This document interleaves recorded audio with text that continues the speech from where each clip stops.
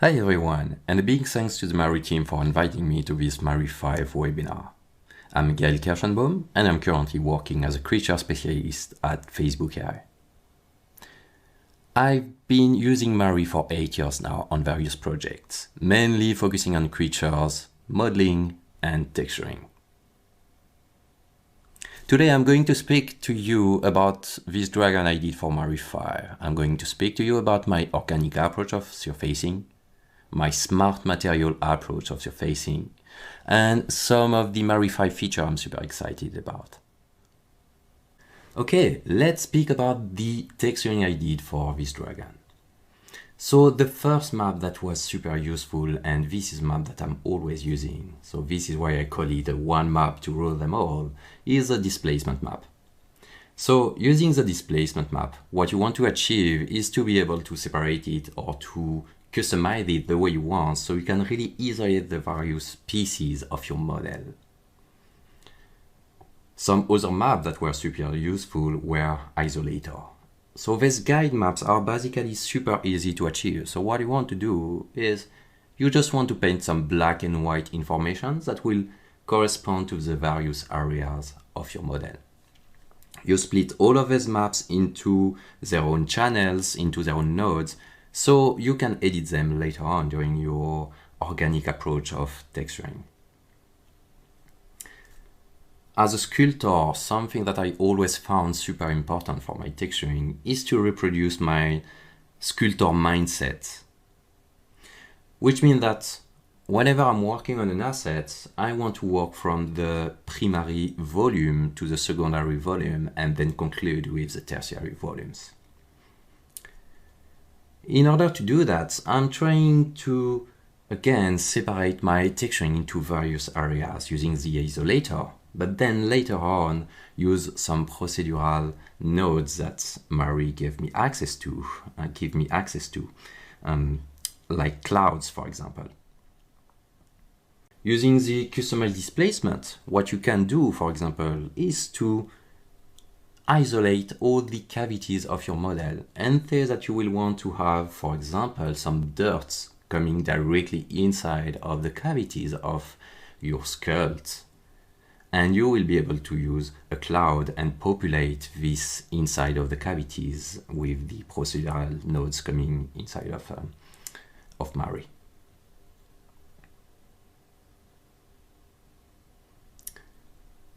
Then something that was super important was to age the texturing of the scale, or to make it look more natural. So once you texture the primary and secondary colors of your model, something that you will see is that your model will look really flat, and you need to add a new model information to your model. You want to add the age information. You want to make it look more lively. Again, the displacement being split into various Isolator maps, what I was able to do was to use some adjustment nodes inside of Mari and say that, for example, I wanted to have the edges or the border of the scale to look more milky, to look more whitey, and to look less saturated, as if wear and tears were coming into play. You can also finally emphasize everything that is coming on your model using, again, this same displacement, this map to rule it all. You can emphasize things that are happening. You can do a global adjustment on your texturing, which is something that I did also on the dragon. I wanted the scales to be more visible, so I used my Isolator for the scales and some HSV or a brightness lookup nodes inside of Mari, and I added more contrast to this region.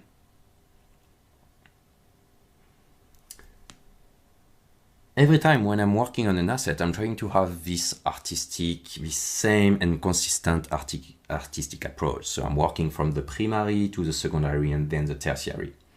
Having this really consistent approach of texturing helped me to create my meta material. So this same material, this smart material that I will be using on all my different assets, on some region of my different assets, and that I will combine with one another.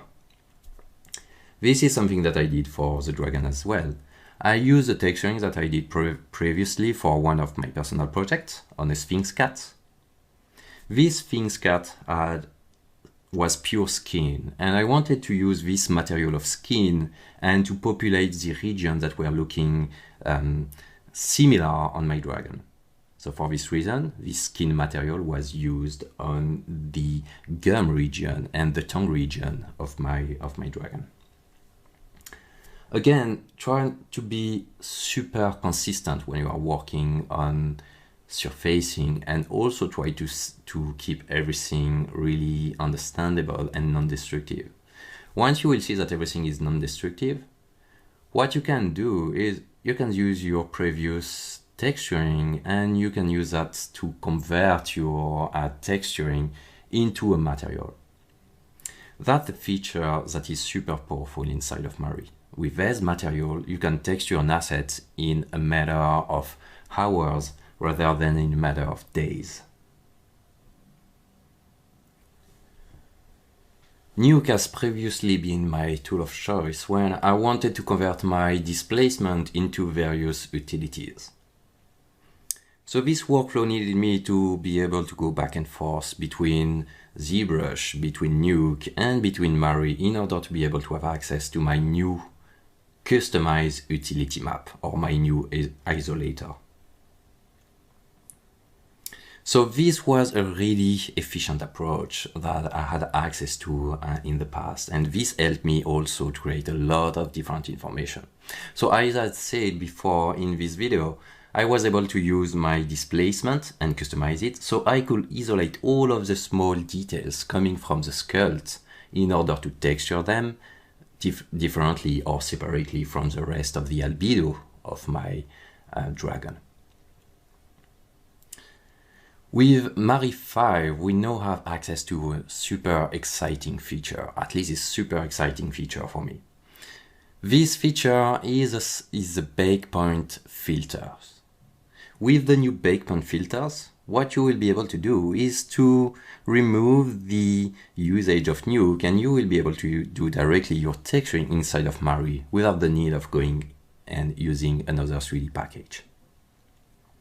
These Breakpoint Filters are also editable. As before, what you want to do is to make sure that everything stays editable for a more procedural and editable approach. You don't want to have a destructive approach of your texturing. This is exactly what these Breakpoint Filters will help you to achieve. So I'm really excited by this new feature, and I'm really looking forward to use it for my next texturings.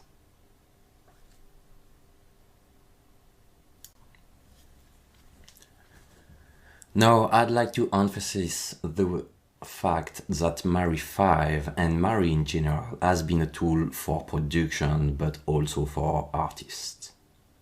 Mari offers a great compromise between technicity, artistry, and efficiency. So once you really understand your tool, you will be capable of doing your texturing from one asset and never had to reproduce it again. Then you will be able to convert this into a meta material.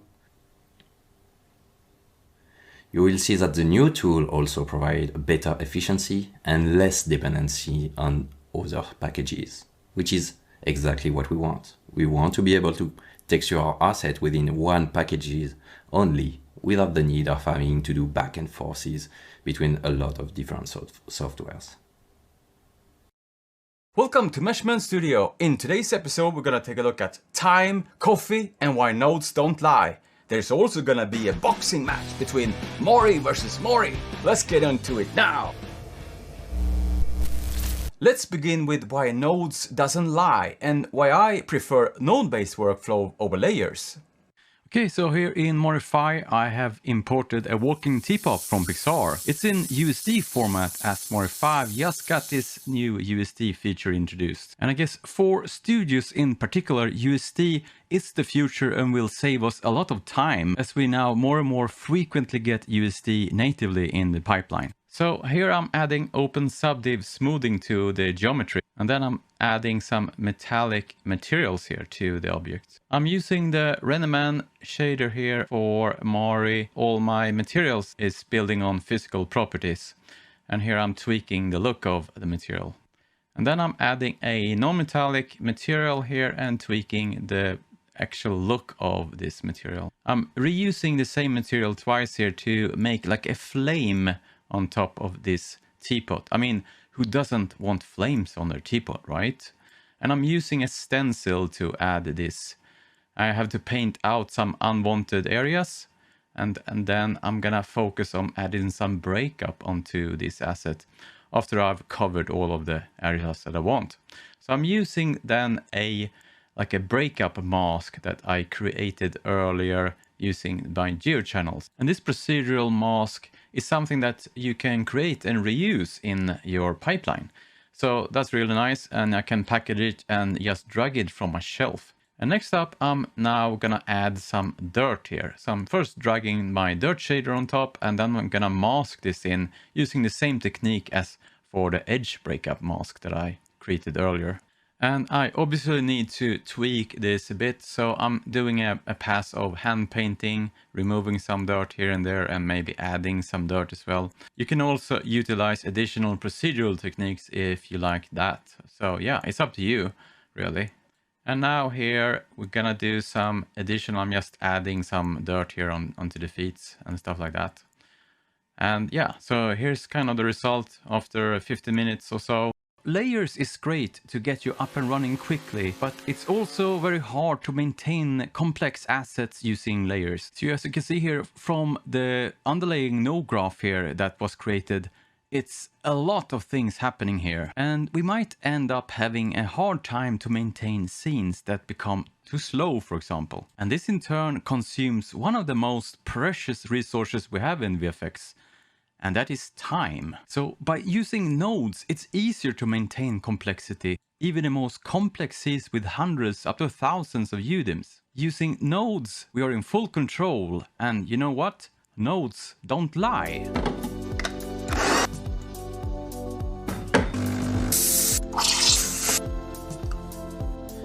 In visual effects, it's quite common that we pop over to the kitchen while we wait for a lengthy process. I like coffee, so it's nothing wrong with that. To save some time, we can use the node graph in Mari. That opens up a whole slew of new possibilities and workflows.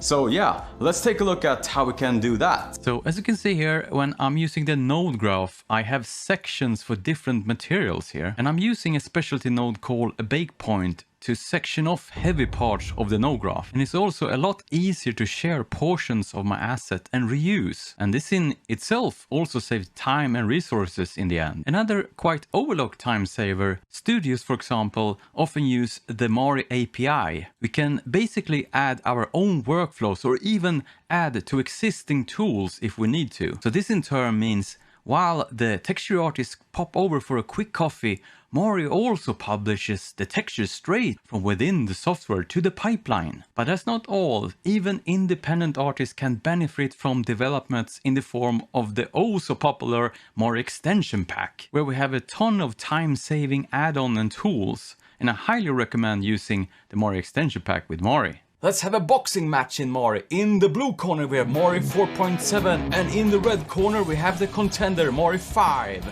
And let's get ready to rumble! So Mari5 comes with faster baking speed, and this feature was developed in collaboration with Weta. So I took this old asset here and duplicated a bunch of times, and looking at the UV view here, it contains 552 UDIM tiles, and that's quite a lot actually. So I'm going to bake down a cloud noise here using a Breakpoint set to 4K in 16-bit. Participants, get ready to rumble in 2 rounds. Round 1, fight! In the blue corner, Mari4 is chugging along. But here, look at the mic in the red corner. It looks like the rookie is going for a knockout. Mari5 win! That was too easy. Mari5 isn't even sweating yet. Let's go for the heavyweight championship next. And that's 1104 UDIMs to be exact. Let's get ready to rumble! Round 2, fight! As in previous run, Mari5 seems to take the lead here. Mari4 is actually looking quite desperate. Is it the blows from the previous matches taking out his toll now? And as we can see here, Mari5 is just dancing around Mari4 in the ring. He's not even breaking a sweat. KO! Mari5 wins! Mari5 is the undisputed heavyweight champion of the world!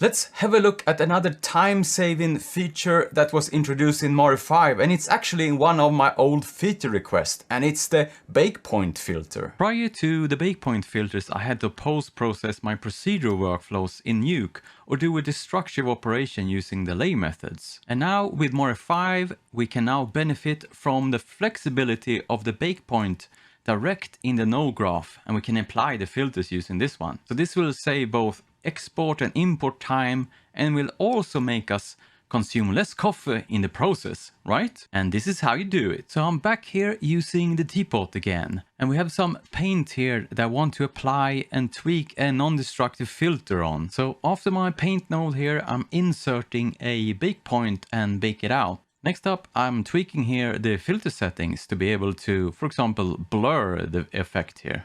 So take a look here now what happens if I paint something upstream of this breakpoint. So as you can see here, the breakpoint becomes dirty, and that means it's out of date. And we can just rebake it, and the filter that we previously added is then reapplied with the same settings. And voila, we're in action. And this one will save a lot of time for me at least.